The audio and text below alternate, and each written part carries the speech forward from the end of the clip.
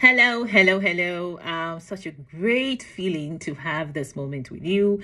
We've, for many months, been trying to get on to this series of sessions that we agreed will prepare us for the future as marketing professionals.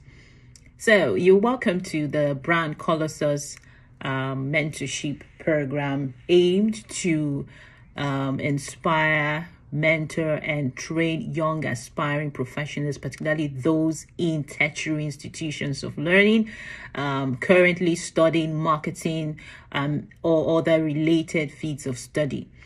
So we agreed that we'll be having this session twice monthly, and I'm excited that we were able to have this. We're able to have this conversation right now.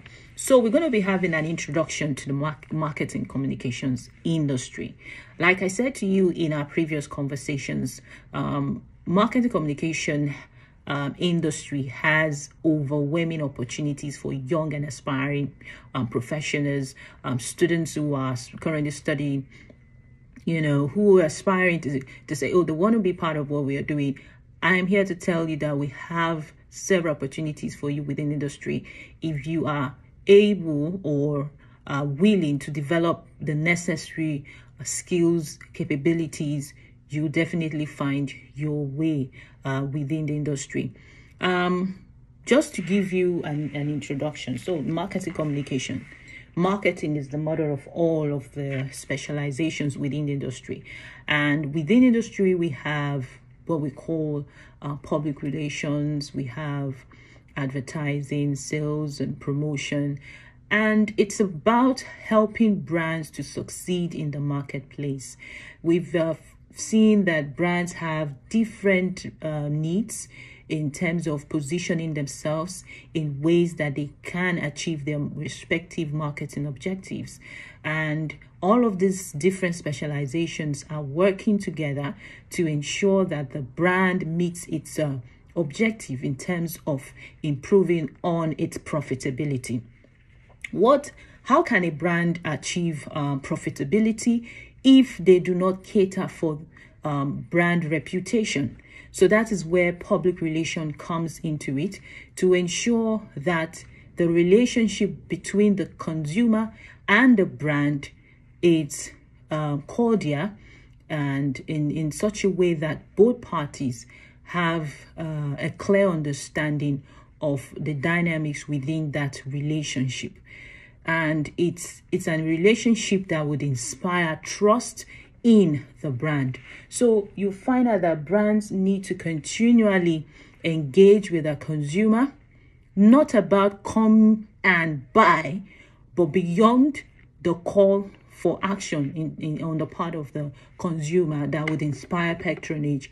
Brands would want to focus on how to present themselves before the brands as corporate, as a responsible corporate brands.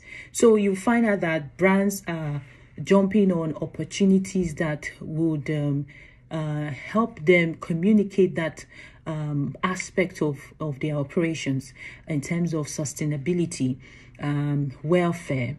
They engage in different activities that brings the consumer closer to the brand. And that's what public relation it's about. We have the advertising where you put together some elements that helps to communicate the brand's message in line with the marketing objective. So you probably have seen several ads on TV, you've heard jingles on radio, but beyond all of those catchy display, and I mean you see and you are intrigued of, you find out that there's a lot that goes on behind the scene. And we're hoping that in the course of our session, we would help you to see what goes behind the scene, so you can better appreciate the work that people are doing. Now, to have a TV commercial on TV, you have different people working, and that's a job opportunity, really. So you have the script writer, you have the strategist, you have the copywriter, beg your pardon, no script writer now, you have the copywriter, you have the account manager, you have the client service representative, you have the creative team, you have the art director. There's a whole lot of people that are working together to ensure that communication really is aligned with the set objective of the brand. Advertising, really, advertising.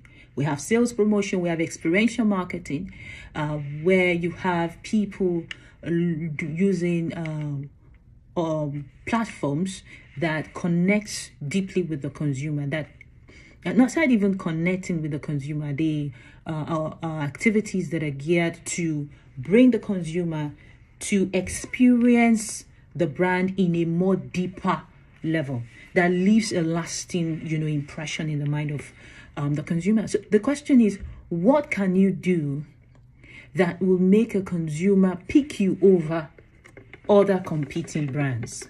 That's always the question.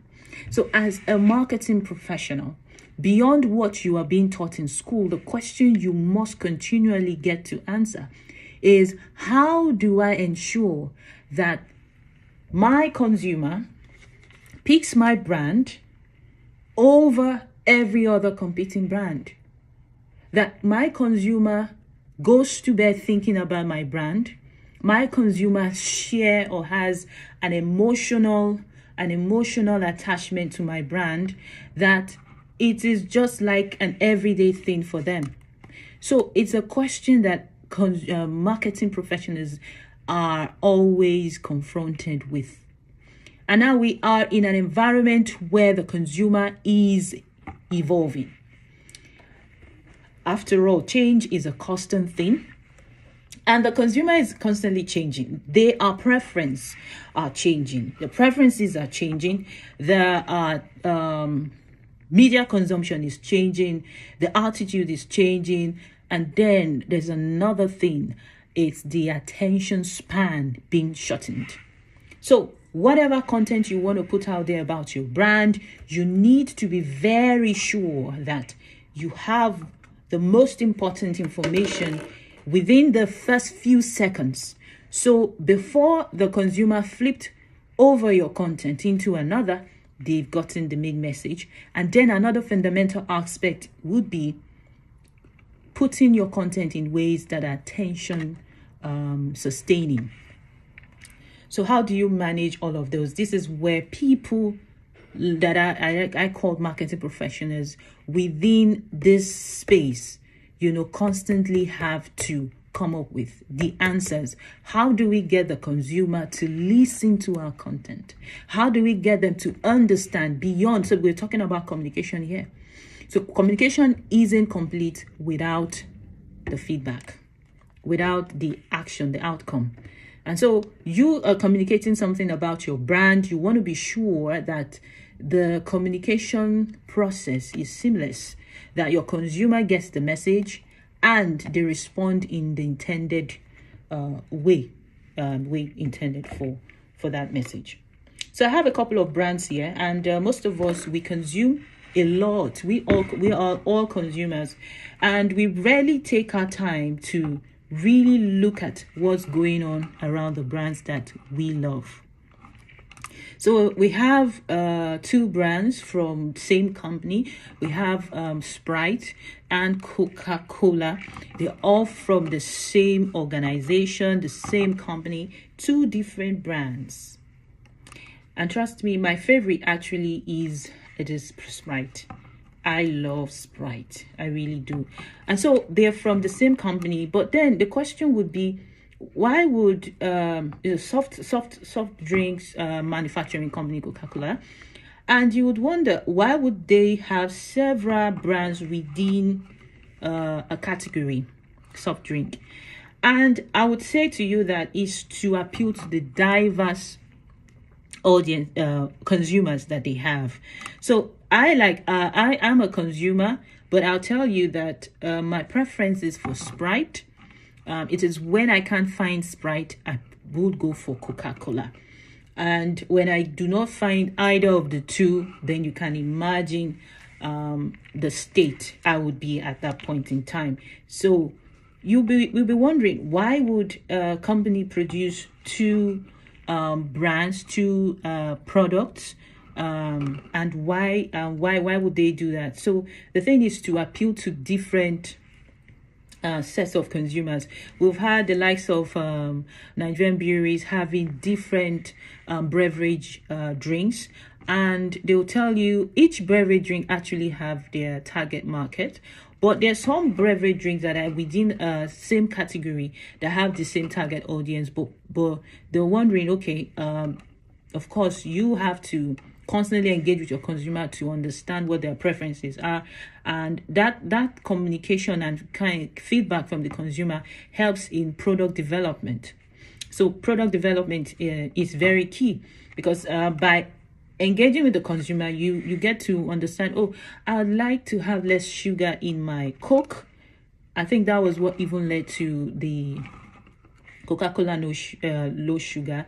I think we have other beverage drink low sugar beverage drinks. So you find out that the marketing place is designed to constantly listen to the consumer, listening to your consumer, being where they are, following them along the different touch points to understand what their preferences are, and then you now produce your design products that meet their specifications.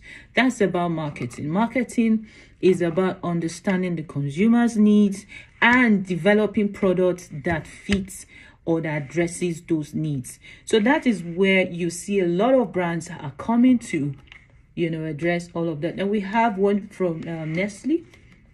The water, Nestle is the only water brand I have here, but we know that we have several other water brands. And then we have this one, right? Sorry, I'm not drinking this one. So it's here, but I'm not drinking it. So yeah, just for illustration. So these are several brands. Okay, I think I have this Lipton, right? We have several brands. I think I saw Nescafe. Okay, now you see.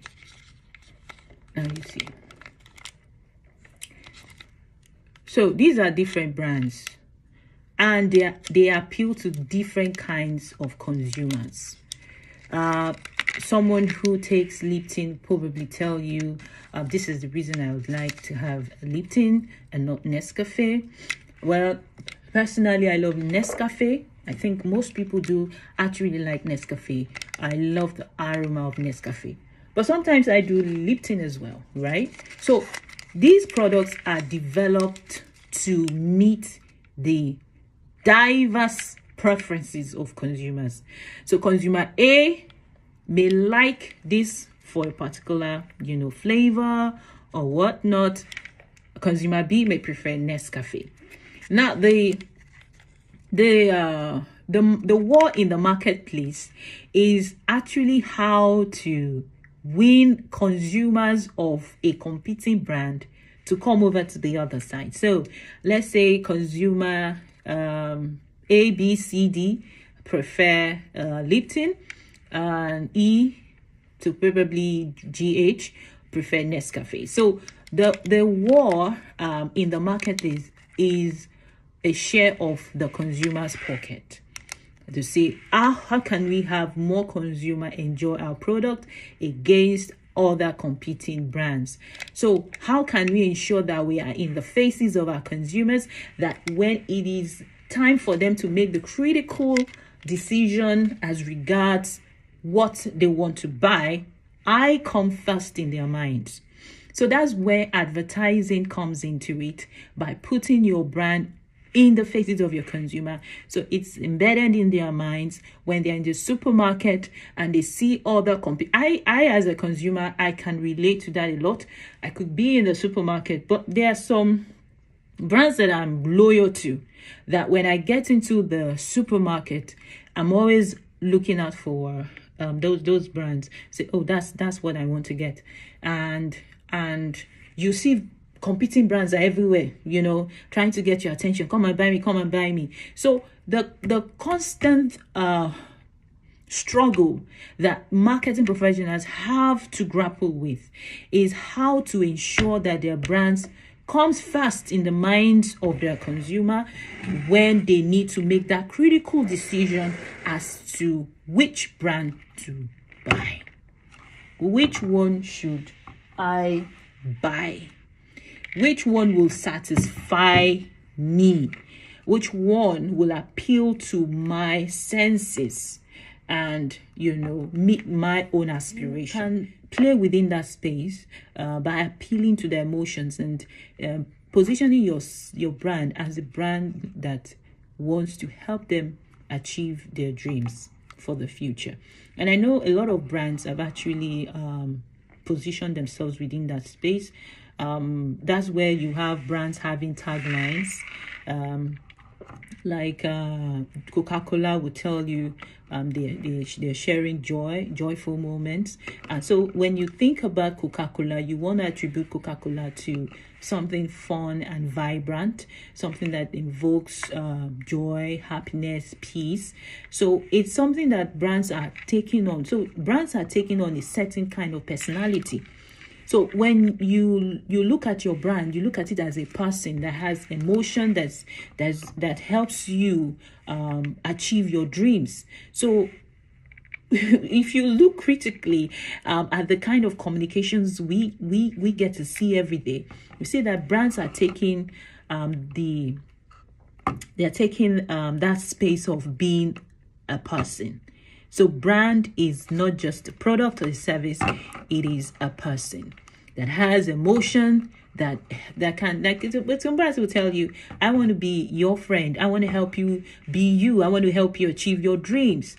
And so when a brand communicates that kind of message, they endear themselves to the consumer, and the consumer feel like, I have found a friend in you. So they feel that sense of loyalty to that brand. Like I said, there are some brands that I have developed a strong connection with, that when I go into the supermarket, I'm almost like, where's my brand? I won't mention names, but I have favorite brands that I always look out for in the supermarket. And when I don't see them, I'm always angry and I grumble to pick maybe a competing brand. There are times I've been to the supermarket to get my preferred milk brand and I don't see it. I really get upset and I just say, let me just manage this one. But that's what I'm talking about. When you have built your brand positioning to a point where you now you now have a space in the mind of your consumer, then you know you've arrived. Aside getting a space within the heart and mind of your consumer, you would want to maintain that, because we've seen you've heard that overtaking is allowed. We've had occurrences within the industry where new brands come in and they knock the existing brand out of the way, like this. Knock it.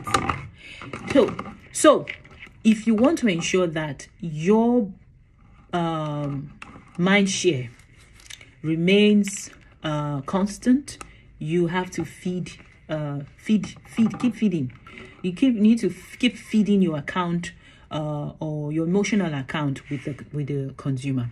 How do you feed your emotional account with the consumer? By, of course, doing those things that continue to endears you to the consumer, that continues to make the consumer feel that, oh, this brand is for me, this brand thinks for me, this brand is concerned about my welfare and not just about my money. So these are the tactics that marketing professionals need to put into perspective. And as an aspiring professional, you need to understand the interplay within the industry. And just to conclude this, because I do not intend to have this conversation too long, I would urge you to be watchful. Look at what is going on around you when it comes to how brands are positioning themselves. How are they communicating their brand messages? It's happening everywhere. Brand management, marketing, advertising is happening everywhere around you, and you need to be very deliberate about noticing some of these activities, and then you can understand how brands are communicating with you as a consumer. So if you have any question, please drop your questions. I'll be very excited to answer your questions. Like I said, this is just an introduction to marketing communication. I just gave you some examples, and we'll be having more interactions. And at some point, we would also have you being part of this. As students, we just want to learn from you as well. I know there's a lot that you know that we can also have a kind of an exchange during this session. So, like I said, you can share your questions and I'll be glad to respond. In the process of time, we'll also be accommodating some professionals within the industry that will be having these sessions with us as well to give us their own perspective. Like I said, the marketing communication has several specializations. Like one of my mentors would say, different branches, and so we have different people playing in different parts, and when we need to talk about these different parts, we'll definitely need a professional within that space to talk to us. So that's where we'll definitely have them come and have this kind of interactions with us. So I hope you enjoyed your time with me. I'd love to hear your thoughts, and we would get this ongoing for the betterment of the marketing and advertising industry in Nigeria. So this is the Brand Colossus mentoring program, and I must congratulate you for being part of this. Do well to share the stories and information about this community, because it's geared to position you as young minds aspiring to be professionals within this industry. So have a wonderful Saturday morning, and I would love to hear from you.